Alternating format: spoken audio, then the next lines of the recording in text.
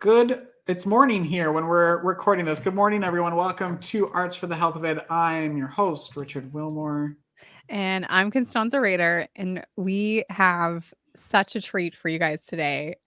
We're talking with Vera Oyé Yaa-Anna, and she can correct my pronunciation if need be, but she is joining us from DC, and she is with the Oyé Palaver Hut, linking arts, health, and wellness.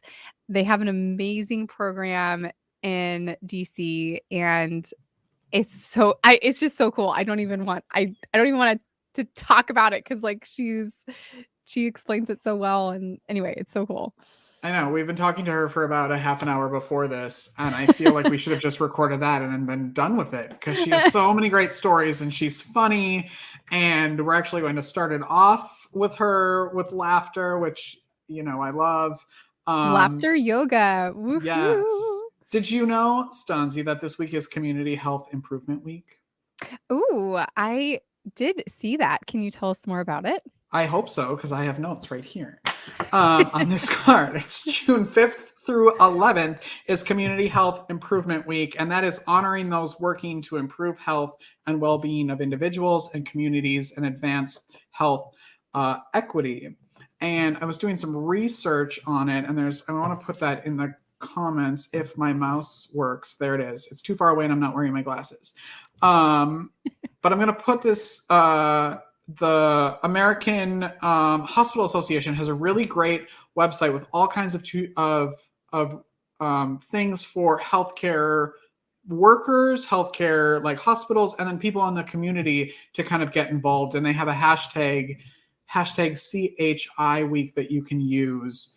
And their website is amazing. And they have some events that are going on this week. One of them is actually tonight, June 7th, a community development in practice. There's something on the 9th. There's an entire thing the 9th through the 11th. And these are all online events that you can go to. So I'm going to throw that in the chat comments, whatever, if I can do this. Oh, now I have to press enter. And how appropriate that we have Auntie Oyé with us today. She's working toward community health and using storytelling and the arts and, that power of community to build community and build health. So we're excited to have her on today. Yeah, I think we should get her out here, don't you think? Let's do it. All right, let's start the show. Come along with me, and I know you'll see that a song changes everything. Good morning. Good morning. How are you today? I'm super. How are you? Oh, I'm fabulous. Thank you so much for inviting me to be with you. I am excited. You might be my new favorite person. I might be on board with that too. Just everything, like the room you're in, your energy, your excitement. I love it all. So I'm glad you're here. It helps to carry me. I'm alive. I'm healthy. Yes. I'm excited to be alive. I can't wait to hear all about your organization, but I would love for us to start with your laughter yoga practice to get us started. Okay. Yes, this is a good thing. I'm glad you asked and I'm glad you're requesting it. You see, laughter makes everything light.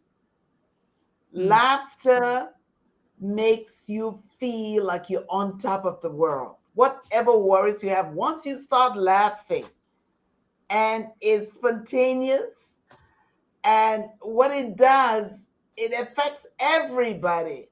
Have you seen anybody crying with people? No, but they will laugh with you. So what I do with all of the workshops that I do, we start off with laughing. And laughing yoga started with a Hindu practitioner in India. What he noticed that when you're laughing, you become a renewed person. And now I have tools that I use, but today, We're already Today, laughing. yeah, right. So one of the simple things I do, I want to be a singer. I always wanted to be a singer, but I never had the voice. So what I will say, okay, I am going to go to uh, American Idol, and I'm going to win some money, a lot of money, and I'll take all of you who helped me win to Africa, because all of the Americans, all of you, you can sing. I can't. And the way I've been practicing, so I asked a lot of the children or everybody at work, I asked them to help me and said, okay, so now I have to clear my throat a bit because I am a storyteller. I'm not a singer, but I want to be, and I want to make this money. So you clear your throat, and I go, going on,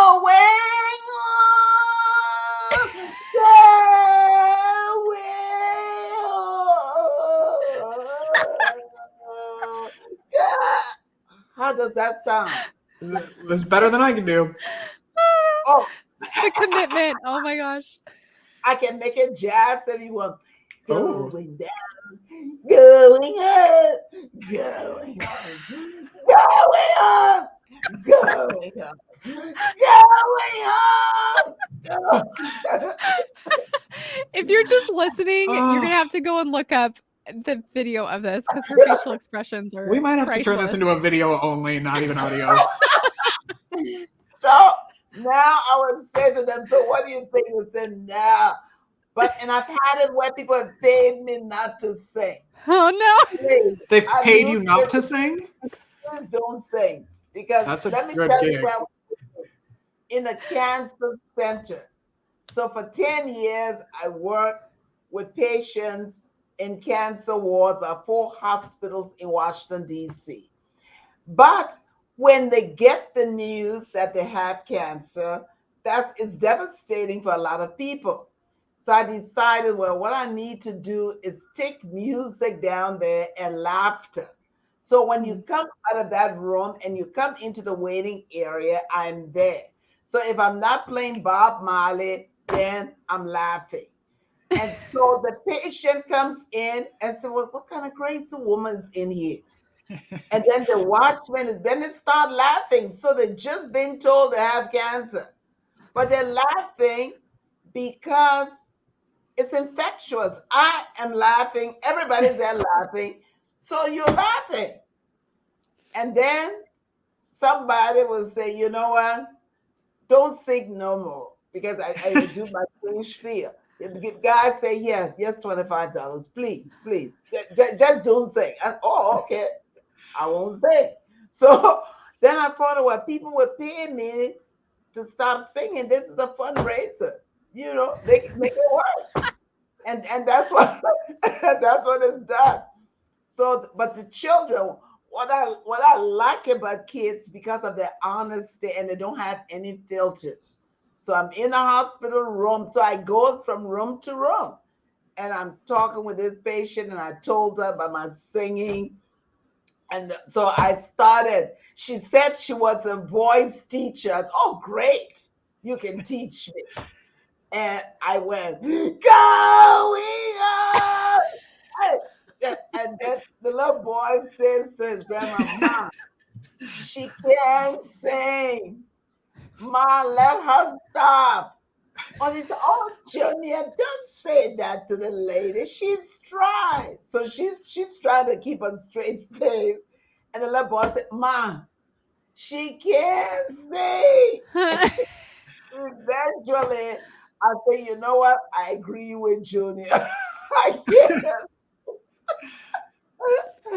And then that's the end of it. But that's what it does. So once you start laughing, you can never be upset. There's no question that is stupid or somebody's, you can't be upset. And this will carry you through the entire day. Nobody is going to take that away from you. And so I start off with laughter. And then what I'm telling, I mean, it's a great, I have a great time. I think everyone else has a great time too. That seems very apparent. I'm having a good time. I want to know how you pitch this idea to a hospital, because Hey, I'm when gonna we go in. right when we go in and pitch the idea, it's we hire professional singers, we hire professional artists to come do this work, and you come in and you're like, I'm gonna scream at them like a cat, like a dying cat, and Make them laugh. this is why you should give me a grant to do this. So I'm curious, like how you do that, how you Yeah, but that's what's so true in organization. This organization hire performing artists, performing and artists to come and work in hospitals, cancer centers. Because like I said, those are difficult things to hear when somebody tells you have cancer and the family's all there.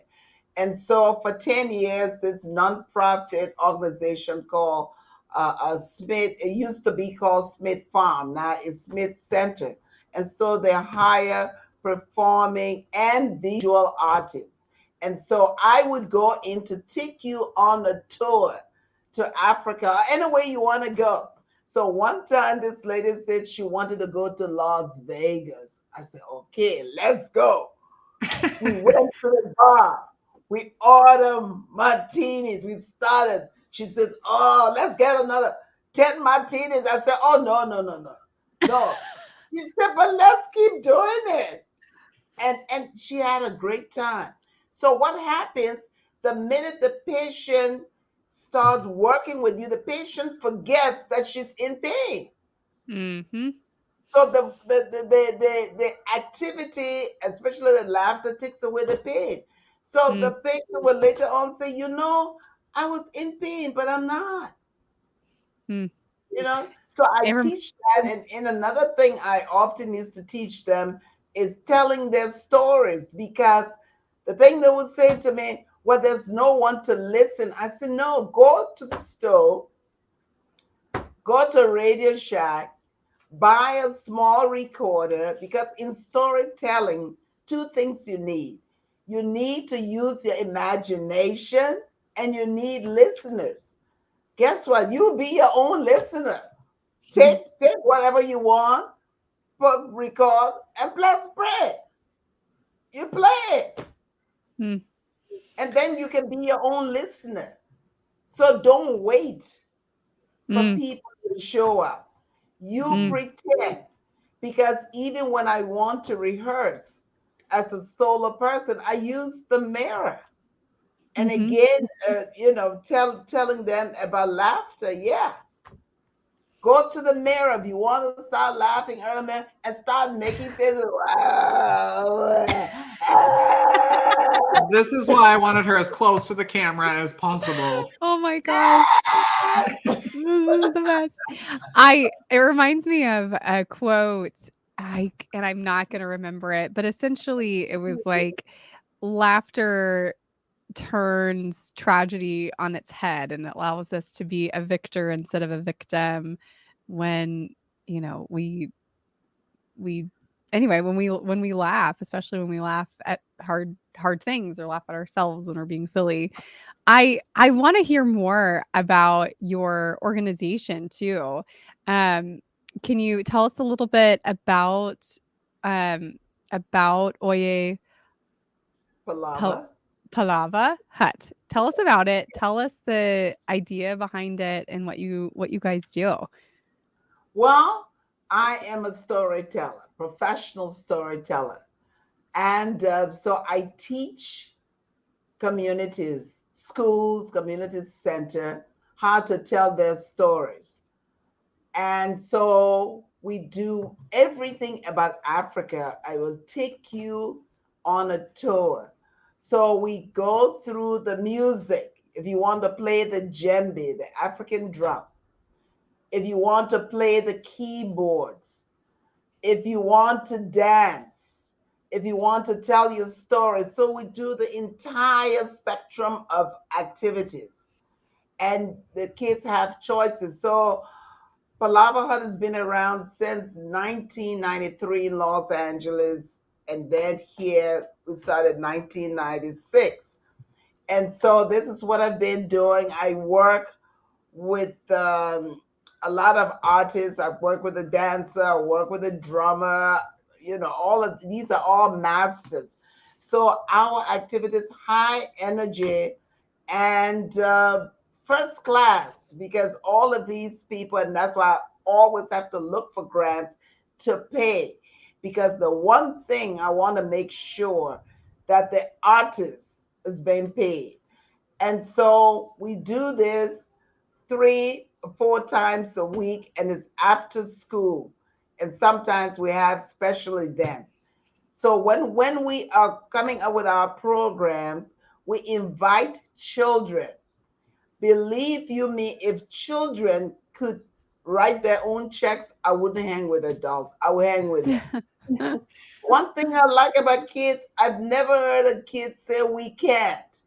Mm. When we started to, oh, let's do it, let's do it, let's do.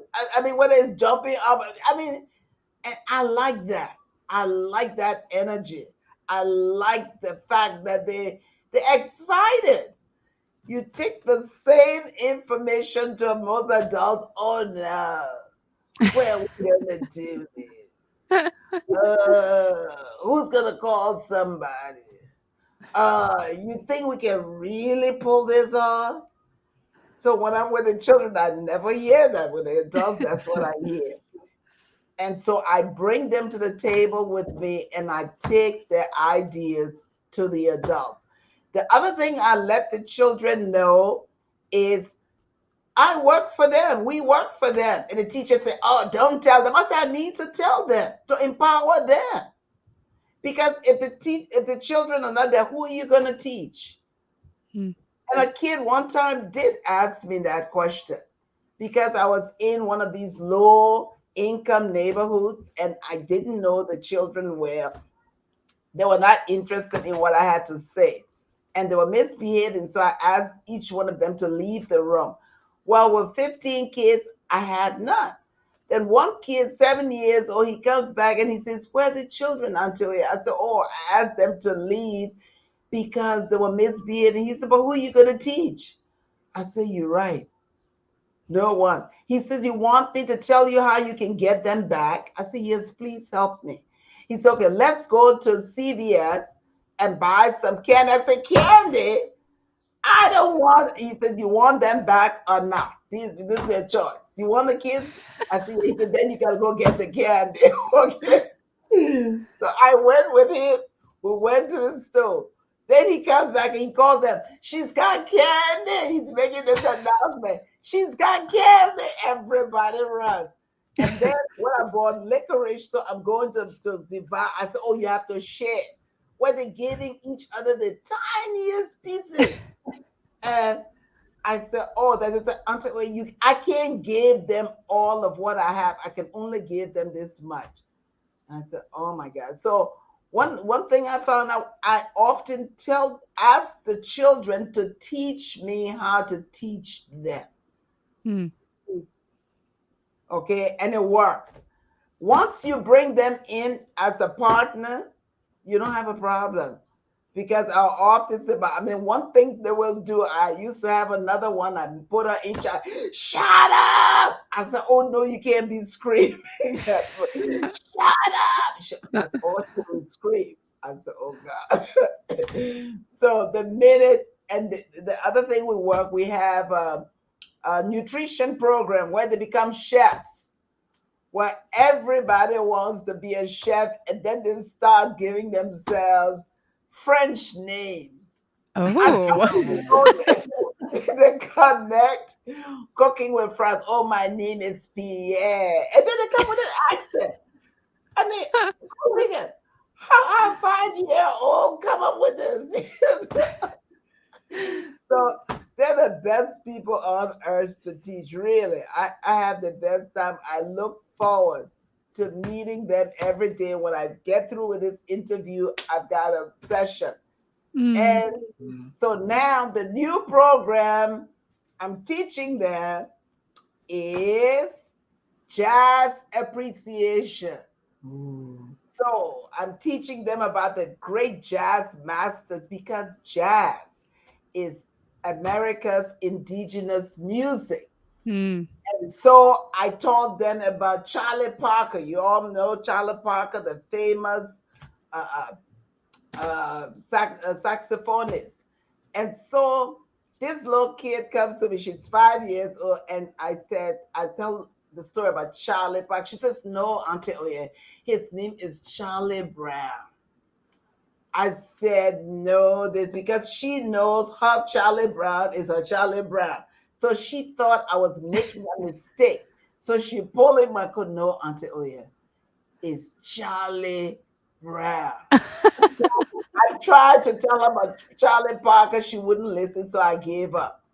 Then I would bring in a real saxophonist, Herb Scott, who graduated from uh, Ellington High School. And so he would bring and explain the instrument to them and tell them about his school. So as soon as this guy shows up, this kid runs. "Are you Charlie Parker?" He said, "No." And he following, "Are you Charlie?" "No, no." "Are you So finally she asked me, "Well, whatever happened to Charlie Parker?" I said, "You know what? I don't know. He died in about what did he die from?" I said, "Okay, that's the end of it. I don't know. You asked me about the man. I don't know what happened to it." But they have a curiosity about these people, Ella Fitzgerald, all of these stories I'm telling them, and then they get to color. We have the coloring paper and pencil to color the artists, and they can sing and the songs. It's amazing. So I'm having a lot of fun with them. So I'm doing things that I would love somebody who did that. I took music appreciation in Africa, and that's so I know about a lot about jazz, which is America's indigenous music. And so the children now are having a good time, and we're teaching because the kid who told me about Charlie Brown, she's 5 years old and she's in kindergarten because I had said I only wanted to start with the kids from second grade, but I told them, send even the babies. Just send everybody, I wouldn't have any age restriction because if a 5-year-old could think this up and to pull my coat and say, "No, you give him the wrong name," because she knew Charlie, Charlie Brown, and I'm talking about Charlie Parker. And they called me yesterday. "Oh, can you please come and do a summer camp?" The kids were. I said, "Nope, I'm booked. I can't." Yeah, and so yeah, I'm very very busy right now. It sounds like it. I want to take a quick break, and then I want to hear how you even got into this world and into this life that you're now living. I'm very curious about if you did something before that and transitioned to this, or if this has always been your life's work. So we're going to take a break, and we'll be right back with Auntie Oyé and storytelling and laughing and bad singing after this. Yes. Whether you consider yourself a musician or not, music is all around us, and it affects our everyday lives. Whether it's background music influencing our shopping habits in a store, organ music adding the vibe to a baseball game, or a playlist convincing us to keep going on that last mile of a run. I'm Mindy Peterson, host of the podcast Enhance Life with Music, where we take a holistic look at the power of music in our everyday lives through the lens of science and health, sports and entertainment, business, and education. You can find me and Enhance Life with Music at mpetersonmusic.com/podcast or wherever you get your audio. Unleash the power of music.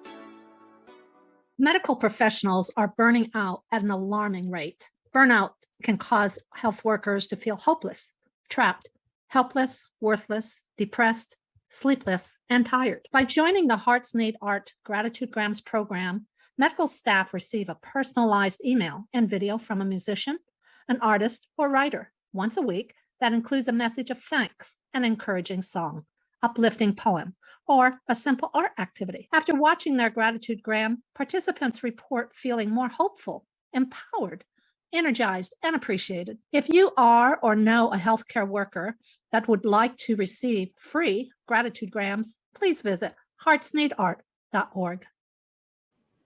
And we're back. Now, I want to hear how you even got into what you're doing now. And if you I'm always curious if people always knew that it was arts and health, or if it was just like, I'm doing this fun thing to distract them, and then you started making the correlation between the two. Well, I got into this. Okay, so as a storyteller, I was recruited by an organization. They were looking for artists and recruited me to come and work with patients in the hospital. I had never done this. And because as a performing artist, so you do story, dance, and different things. And they said, oh, well, they were going into a Black hospital, Howard University Hospital. And this organization is white owned. And so they were recruiting, and somebody recommended that they call me. And I went, had the interview, and that's how we started. And so I knew nothing really about cancer, chemo, none of this. But it was so interesting because you see the transformation of the patients right there before you. I'm talking about the woman who wanted to go to Vegas, or somebody wanting to do something. And it was just so interesting. I met so many people, but I didn't think they were going to die. And so that was the only sad part of what I had to do, because I would come in to meet with the person, and I would come the following day only to be told, oh, she expired. The first time I heard expired, so what is it? A library book? I didn't know that's what they referred to somebody expiration point, And it would be sad. I would go and meditate. I'm a meditator. I would go and meditate, cry a little bit, and go back. But it was sad. But I met some of the most amazing people there. Now, as I'm telling them my story, then they start telling me their story. And this is what the restoration is coming through. And it was fascinating. I all of the people I met, everybody died. But I have such fond memories of these people. Like I got a CD, and I got a grant to do a CD from a lady, cancer patient. She was dying. I didn't know she was dying. And she was telling me stories. She was telling she grew up in Washington, D.C., in the place called Black Broadway. This is where all the Black stars, African American stars, would go. And she knew all these stories about all these different people. And I asked her, how did you know all these stories? She says, from under the table. I said, under the table? What's that? Well, she and her brother, the family entertained a lot, and guests would come. People like Duke Ellington would come to visit them.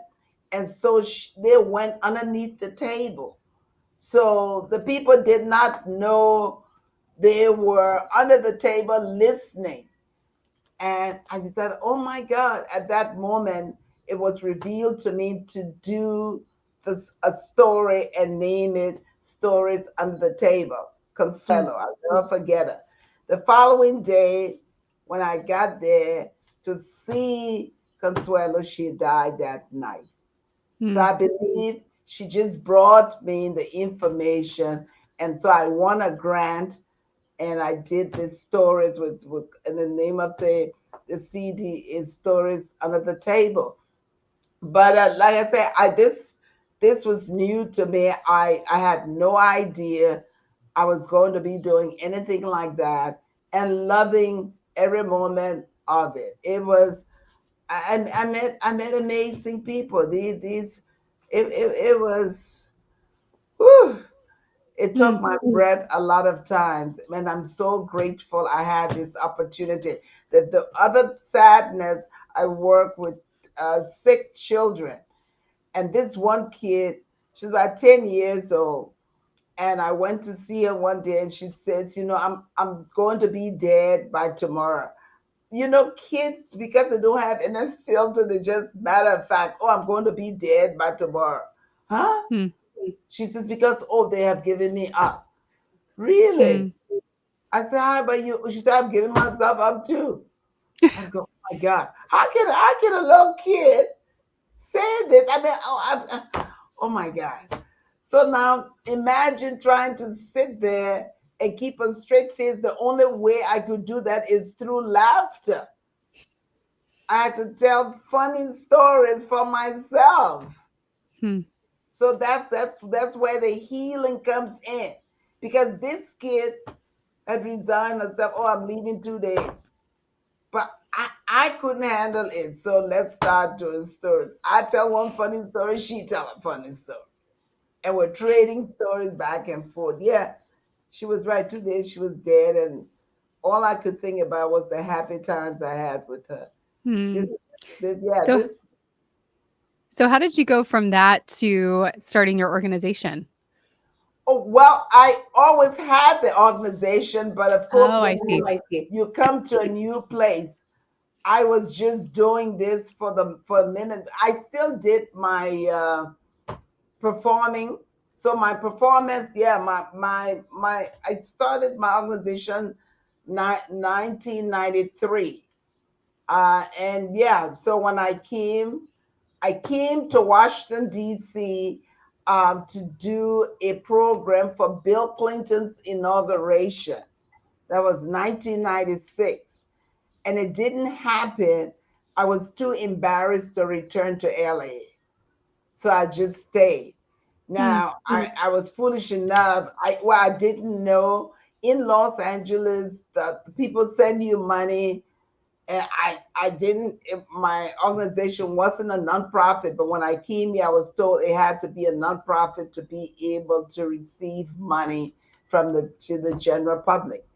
And so I would have organized West African dinner theaters. And Hmm. in that theater, you're coming to dinner, but you're coming to learn. So, for instance, I may do one country, Ghana.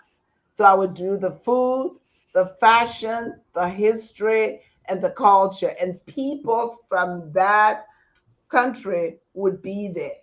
And Hmm. that's how I started. So when I came to DC, I tried to do the same thing, but then I met the children and realized, the only people who were really listening to me were the kids. The Hmm. kids wanted, so I would go to the market, purchase food, and when you're talking about African stories, invariably you start talking about food, you start talking about a lifestyle. What the children from this organization wanted to know, yeah, about you, how you got here. So I asked them, where do you think Africans get their food from? And they said they hunt for their food. I said, okay, I'm from West Africa. I live on Capitol Hill. Where do you think I get my food? So you hunt for your food. From where? Rock Creek Park. I laughed at my 30 kids. I laughed and they were looking at me like, what's wrong with you? Where do you really get your food from? So I told them about the open air market and all of that. They said, well, can you take us to the market? So I went to find a grant, and the organization of the school said they didn't have it. So I went to another organization, right? So I decided, okay, prepare food and show them.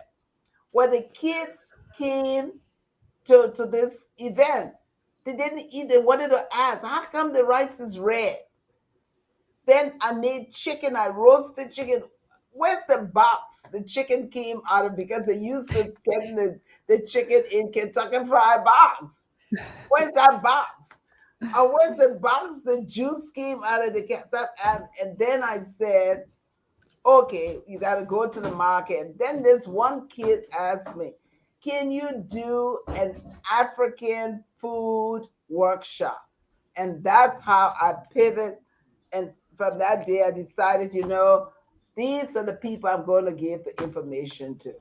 Mm. Yeah, and I do things for adults, but it's very expensive. So I decide, because all the recipes, even the kids who can't write, they know how to make guacamole. They know how to make this, and whatever. They have a retention, and they become chefs, and they know how to do this, know how to do that.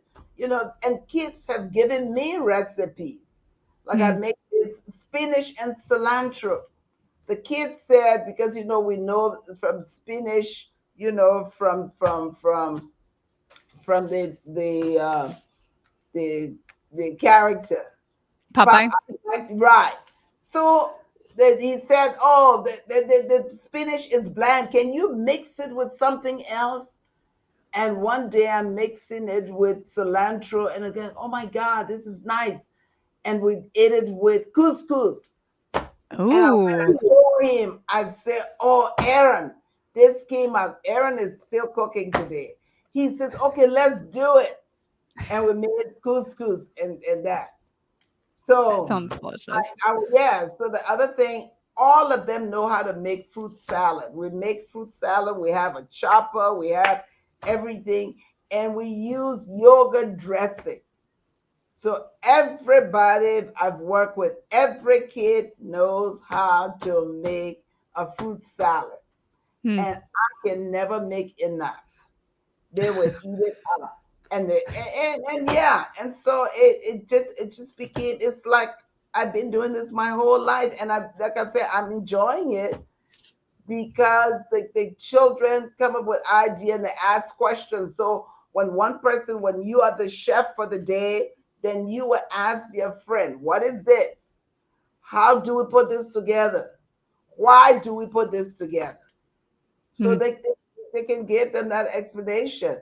And because I'm giving them the information, I want them to take it home to their parents so they can cook with their parents. Yeah. So Very cool. I want to be selfish and keep you here all day and just talk to you. But I know you said that you have a session right after us, so we're almost out of time. But I know you wanted to talk about your flashcards. So I want to make sure we bring that up and tell us about those and what you do with them. Yeah, the flashcards, like I said, because a lot of people don't know much about Africa. And Africa is a vast continent, and people are easily intimidated by it. So, okay, like a question is, what is the call and response? When your siblings call you, when you hide, one person call out and a group answers, or when you try to find your clothes? Okay, so we got the answers right there. So What's the answer? What's the answer? Call and response? Yeah. Yeah. It's when you call, when somebody calls, one person calls and a group answers. So that's what's called a response.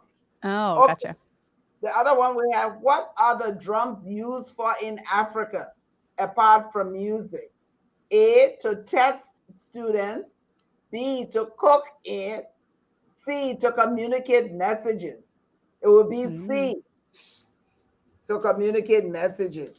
So these are the things, we share with them. And then this, your shekere. Shekere, it's a percussion. It's in a baby's toys, a percussion instrument made from a gourd, a big, long earring made from seashells. So that would be B. How many countries are there in Africa? 25, 30, 55. So these are things I'm sharing with them. Oh, very cool. Yeah, so they get the cards, and we're able to have discussion. And they don't know because nobody has told them, or somebody told them and they forgot. So it doesn't matter. You just got to keep working with them and telling them. And the way I I prefer that they ask me anything I don't know. We can go on the internet and find it. You can find it on TikTok, probably. Yeah, they're going to take that. Yes. I would love for you to come back and like spend the entire half an hour like building a story, like showing us using Stanzi and myself of how you do that with a patient. Because I think storytelling. I think that'd be so fun to just do that and watch you work, because I would love to be a fly on the wall. That would be really nice, because one of the things, in fact, I'm doing on Thursday, okay, I'm teaching children how to tell, okay, you know what a griot is, right? A West African griot. It's a storyteller, and griot is French for storytelling. And so want to teaching children about their family. So you are going to interview your family, ask them some things, and then you can come back. Either you can do fiction or you can do reality. It's up to you. Because again, using your imagination, and I tell children all the time, and one time this kid did this with me. She told me her father had roommate and they lived in this big house, and the cook, and he lived in Pennsylvania and she lived in DC.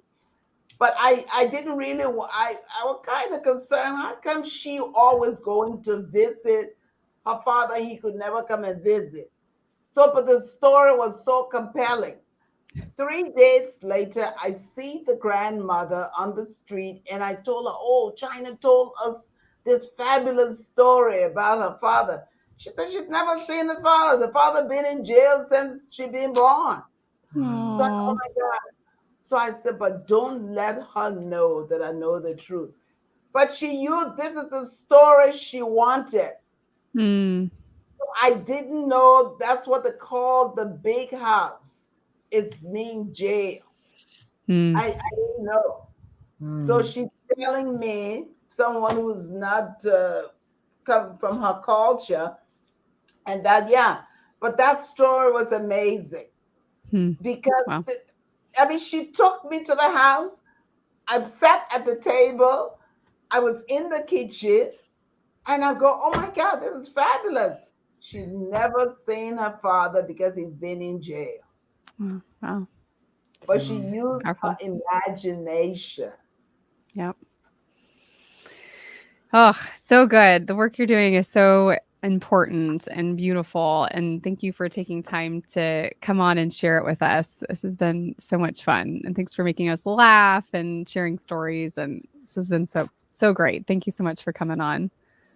But thank you all so much for having me. But if you please send me the email and send me your address, I can mail you all the flashcards so you can see what I'm talking about, and send you the CD that the woman, you know, on the stories under the table. Oh, that'd be beautiful. How can people best connect with you? Is it through your website or TikTok? I'm assuming. No, not TikTok. Website. Go to the website. Yeah, go to the website because I don't know how to even go to access TikTok. And we don't want to eat TikTok food. It's a story she'll tell. I think we talked about this before we went live, but it's a story she'll tell the next time she comes back about her love of TikTok, and that's how she gets all of her food recipes, is what I found out before. TikTok food, thank you so much. Thank you. Thank you. Well, good. We started with laughter and we ended with laughter. So we're going to stop there because usually we end up crying. So we'll stop. We'll stop with laughter. Yes. So thank you for watching and listening wherever you did those things. Make sure you subscribe. And continue to do the work that you do. Continue to do the work. And thank you for all you do. And thank you for taking time to have me. You have made my day. You made our day. This was great. Well, thank you. I don't even know what to say. I love you, and we'll just see you next time, everyone. Keep creating. Take care. Bye. Bye. Thank you for listening to Arts for the Health of It. a podcast produced by Hearts Need Art, creative support for patients and caregivers, in partnership with the National Organization for Arts and Health. You can help others learn about the healing power of the arts by subscribing, sharing, and reviewing the podcast wherever you listen or watch. The podcast is hosted by Richard Wilmore, co-hosted by Constanza Rader. Our theme song, Songbird, is written and performed by Natalie Lane. Visit heartsneedart.org to learn how you can support our mission to create joy with people facing life-altering health challenges. Join us next week to learn more ways you can create arts for the health of it. The views expressed on this podcast do not necessarily reflect the views of Hearts Need Art, their staff, board members, or other affiliates. All content is created for informational purposes only. This podcast is not intended to be a substitute for professional medical advice or to diagnose and treat any health condition. Always seek the advice of your physician or other qualified health professional with any questions you may have regarding a medical condition. Never disregard professional medical advice or delay in seeking it because of something you heard on this podcast.